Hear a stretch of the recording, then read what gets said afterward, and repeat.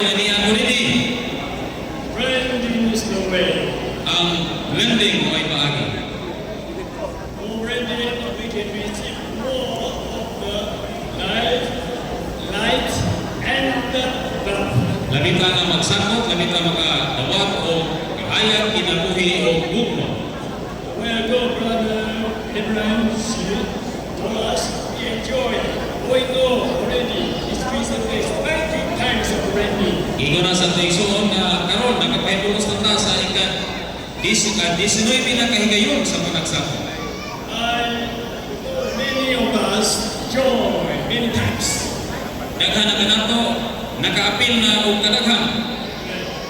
Gospel, we want to pay more price to enjoy the branding. Labi pa, bayad pa kita o pili aron magpahibulos sa panagsakop. Our God is life. Life. Ang atong Diyos kinabuhi. Our God is light. Ang atong Diyos kahaya. And He also is love. The love. Siya sa ang gugma. Amen. He already so many for our enjoyment in our daily living, in our church life.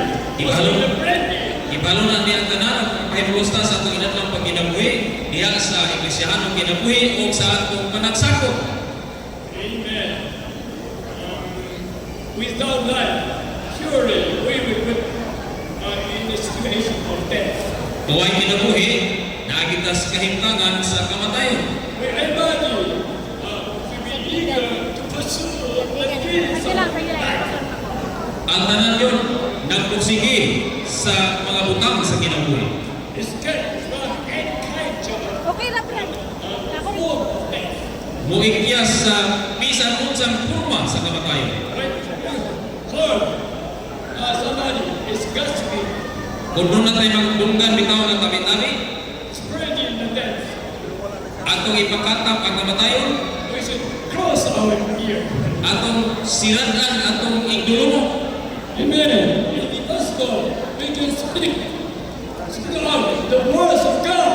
Kung mahimo ato lang isulti ang pulong sa Dios. Because through the Bible, what He has spoken to us are the Spirit and Kay iyang isulti kanato, mauman ang espiritu o kinabuhi.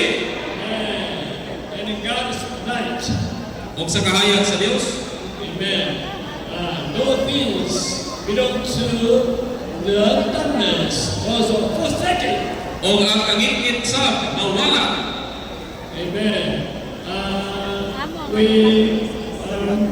focus much on repentance. Dili ra na. Repenting. Kalabot sa paghinulsol, When we do something belong to the darkness, we repent.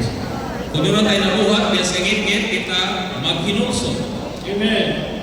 And the light enlighten us. We are being enlarged. O niya, hayagan ta sa kahayag, o manaan ta sa kahayag.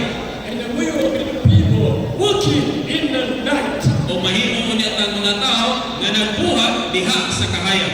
Our expression will be the children of light. Kita, mahimo, mga anak sa kahayag. Who are we? Kinsa ta? Children of light. Mga anak sa kahayag. Amen.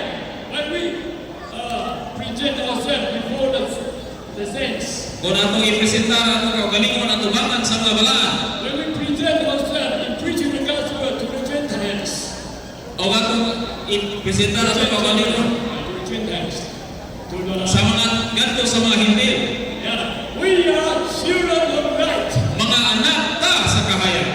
And we can unite many so that they can be brought into God of light. Malamdagan sila aron madalasab sila sa Dios nga kahayag. It's the best way for us to preach the gospel to acquire, to get better gospel. O mo nilabing maayo nga madala ang mga gospel friend diha sa